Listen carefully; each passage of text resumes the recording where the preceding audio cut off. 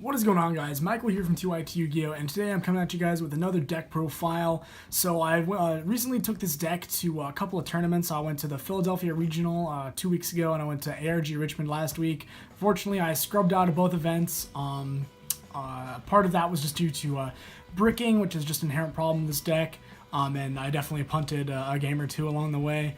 So I'm actually going to be getting rid of this deck pretty soon, so I just wanted to sort of profile it for you guys, even though it's, obviously towards the end of this format, but I'll be going over some of the changes that are going to come after June 12th as we go through the deck list. So without further ado, here's my True King Dinosaur deck profile after all of the Maximum Crisis support. So starting off, we have the baby dinosaurs. First, you want to play 3 of the baby Ceratosaurus. This is like the best one, obviously. And then I also play 3 of the Petite Pteranodon.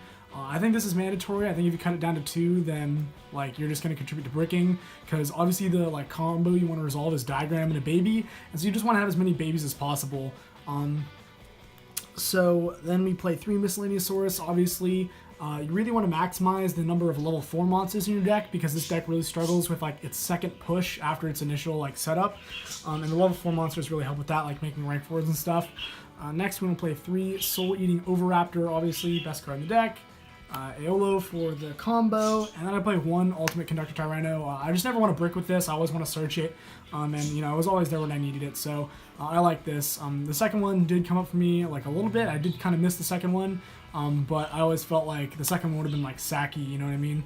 I never would have helped me win the game when I wanted it to. It would have just been something I had the option to top deck, and that just doesn't seem like a good reason to play a second copy. Next, onto the True Kings. We play 3 of the Earth one, obviously, and then I play 2 of the Water one. So there are a few reasons for this. I think this is the best one to draw other than Lithosagem, because if you pop it with Diagram, then it just summons another one from the deck. And I think the Water one also helps you with your recursive plays, because like I said, one of the things this deck really struggles with is its second push after its initial board setup and initial OTK attempt and stuff like that. And so by having 2 of the Water guy in your deck, if you draw it late game alongside Diagram, or summon it back with this guy, it just gives you additional options for to make a second rank 9. Whereas if you only played the Fire one, or you only played one of this, then it would be kind of tough to make a second rank 9 or put more bodies on board. Additionally, the 3000 defense is really relevant. That's very tough for a lot of decks to get over, especially when Diagram is on the field. It just and it floats against Masterpiece and stuff like that, so it's pretty good. And it's also just you're never summoning this, obviously, but you're never really summoning the Fire guy either. If you have to discard Miscellaneousaurus or this to summon the Fire guy, then you aren't going to win that game anyway. So I don't think the Fire one's very relevant. Plus the Fire one's destruction effect is not very good. So I definitely would just go with 2 of the Water one right here. So let me scoop this up real quick. So the thing about this deck is that there's a certain number of cards that are engine cards and cards that you just definitely want to play and gonna help you combo, but there are only 35 of them. It's the dinosaurs, the True Kings, the diagrams, terraforming fossil eggs and stuff like that. And then there are 5 or 6 spots in the deck, I guess really up to 8, that are just kind of flex spots, and I was toying around what to do with them. I was thinking about playing set rotation. I was thinking about playing Unexpected Die and a vanilla monster to raise the ceiling and help going second, and to summon more level 4 monsters. But what I ended up settling on for the 2 events that I played in is this Kaiju package right here. And I guess I'll just go ahead and pull out. I played 1 Slumber alongside it. The second Slumber was the 41st card in the deck. I just couldn't quite find any space for it. But if there's something like hand traps that you feel aren't as good, that you want to take out for the second Slumber, then that's fine. So I thought this is really good. Obviously, this is Dinosaur is searchable, and then these 2 have low attack. Also, they have relevant attributes for the True Kings, and then this is a level 9, so you can overlay with it. So that's why I played these Kaijus in particular. I decided on this package because, and this ratio in particular, because I wanted more actual Kaiju monsters that I could out Masterpiece, because I was really afraid of the True King or the True Draco turbo deck with card demise and stuff. So I really just want to be able to out Masterpiece pretty easily. And also this can help you unbrick sometimes. So if you have a baby dinosaur in your hand and Kaiju Slumber, if you just set the baby dinosaur and activate Kaiju Slumber turn 1, then that turns into a VFD combo, which is pretty good. Also, even if you draw the Kaiju Slumber dead, you can destroy this off the Diagram and then get a search. So I just thought it was really good. It seemed good in theory. It ended up being okay. I definitely bricked with these Kaiju sometimes, but see, the thing that I mentioned earlier, like there were times where I bricked, I drew like 3 of these or something, and then like, you know, 2 other like cards that weren't Diagram and like a baby dinosaur or a way to get to them. And so like that obviously wasn't very good. But the thing is that if these were any other cards, like except for maybe set rotation, like my hand would have been bad like anyway, you know what I mean? Like if these were more hand traps, if these were real traps, if these were unexpected dies and like a vanilla monster or something, then like, you know, I still would have bricked, I still would have lost that game. So like I think from like moving forward, if I were to play this deck in another event, which again I'm not going to, I'm going to be playing Zoo for the rest of the format, even after the June 12th list, I probably would have these be like 3 set rotations and then like 2 field spells, probably a Lost World and then Gateway to Chaos. So that's enough about that. But yeah, the Kaiju package was like okay in theory, okay in practice, but yeah, I probably would not play it moving forward. So moving on to finish up the monster lineup, we play some hand traps. So we play 2 Ash Blossom and Joyous Spring, 2 Ghost Ogre, and a Maxi. Maxi, obviously, best hand trap in the game, probably. And then I just played 2 of each of these because, like, it's true that unless you have multiple hand traps in your hand, like, one of these alone won't stop, like, the Fusion Sub combo. But the thing is that I just never wanted to have any cards in my hand that, like, couldn't activate like multiples of, you know what I mean? Like I just never wanted to brick with my deck. So like the thing with this deck is like you really need all 5 cards in your hand to play. It's truly a combo deck in that there are no like one, like it's really hard to do anything off like just one card. So like I didn't want to open like multiple hand traps because they're like once per turn obviously. So I don't know, I just didn't want to brick, and this just seemed like the best way to do it. Moving forward I would probably play 3 and 3, but you know, that's for another deck list. Moving on, the rest of the stuff is pretty standard. We play 3 Diagram and then 3 Terraforming to search it out.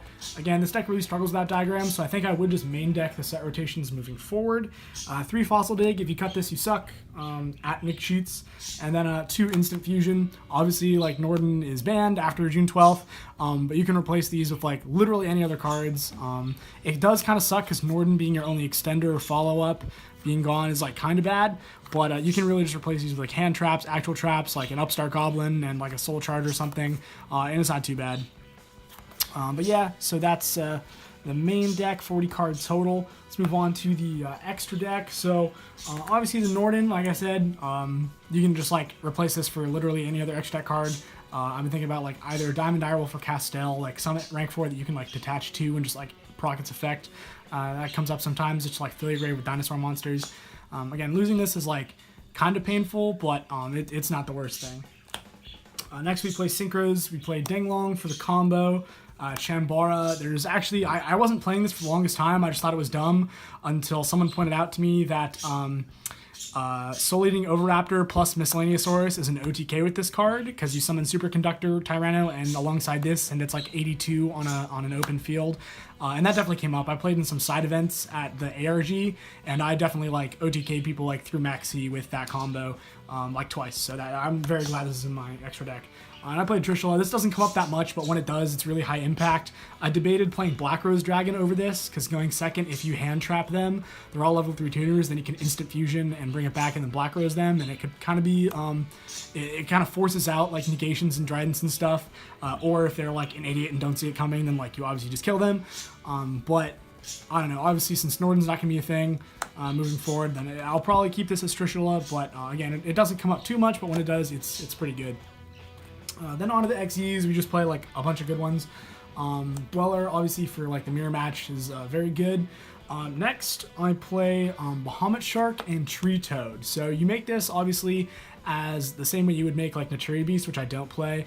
I guess quick note on that, Naturi Beast I thought was just like really win more, and if I ever had like the super broken combo of like VFD, a rank 4, and like instant fusion in my hand, then like you were already going to win the game with the VFD and like the rank 4 and the instant fusion as a follow-up play, so I just didn't think Naturi Beast was like necessary. Anyway, so most of the people that play this are like idiots, and they're like, oh, like I can just make it, and so like it's totally awesome combo, man, so I'll just do it. But this actually has some serious theory behind it. Me and my buddy Nick Sheets actually theoried this. So the thing about this is if you have this alongside VFD, which like you obviously will because it's the only way you can make it, since we don't play the fire one, we're always going to be sending the water kaiju along like with Danglong to make it a level 9 with that combo. And so there's going to be a water kaiju in your grave. So when you tribute the toad, you can add back the water kaiju, which is really good, or not the kaiju, my bad, the water True King. And then since you theoretically are going to have diagrams still in the field, then you can combo off with that later and make additional rank 9s. And it also forces your opponent to deal with, you know, the diagram as well as the VFD that you've established, because they know you have that water True King in your hand. Additionally, if you don't want to do that, since VFD prevents your opponent from like attacking, unless they have like Raigeki or something, if you know that they don't, like somehow, I don't know if you're like just like a cheater or whatever, and you just put the toad back in the extra deck with its own effect, your Bahamut Shark will probably live until the next turn, since again they can't attack, and so you can just get like a second negation. Whereas if you were to make something like Logia alongside the VFD, then you know, you would only get like the one negation. So this actually was really good. I really liked making this, especially blind. There are some situations where like you'd rather make Logia or Dolka, but I think in like a blind situation, like these were definitely really good pair of options to make. Next we played Daigusto Emerald. Not a lot of lists play this, but I was really glad this is in my extra deck. You blow through all your level 4 monsters really fast, so a lot of times when you're like winning, you just want to play a little more defensively to make sure your opponent can't keep up with you and like can't recover. And so making Emerald, putting back level 4 monsters, like drawing a card, can just put you far enough ahead to like really seal the game. So I was very glad this is in my extra deck. This came up a lot for me. Then Dolka and Logia, obviously. They're good. Dolka is like really good because it like if they have Ghost Ogre or something, and like you Dolka something, and they try to Ghost Ogre you, like it leaves the body on field. So what would happen, like literally this happened to me like 6 or 7 times throughout like those 2 tournaments that I played in, where I would summon this in front of a Drident that had a Whiptail under it. Like I'd force the Drident's effect, and I would summon this, and I could attack over this, and then like use it to negate the Whiptail, and then and people would try to like Ghost Ogre this, and then you just use this effect again, like save it. So like it's just really good. I really like Dolka. I like it a lot better than Logia. Like Logia, I didn't make nearly as much as Dolka. And then I played the Utopias. Theoretically, these out masterpiece, but I never made them. Tornado Dragon, this is broken. Especially like if you just make this like going first against Zoo, like it just kills, you know, or like True Draco Zoo, it kills the diagram, kills the continuous spells and traps, like, you know, barrage tanking, stuff like that. So this is really, really good. I played Enter Blathnir. This is really good, especially if they banish your VFD with Lithosagem. You have another rank 9 option. And also, like I said, since we play more True Kings and like the Water True King, making an additional rank 9 comes up a lot. And this is a really good one to make like going second, trying to clear boards. And then obviously the very friendly Dragon. So that's it for the deck profile. Hope you guys enjoyed it. Like I said, obviously this deck is going to be different because Norden's getting banned after the list, but I think this deck does get like a lot powerful after, a lot more relatively powerful after the list, and Zoo is going to be comparatively less powerful and less consistent than it was with no Terratops and Norden. So, but like I said, I'm not going to be playing this deck. I'm going to be playing Zoo for the upcoming format. So anyway, this has been Michael from TYT YuGiOh. I'll catch you guys next time.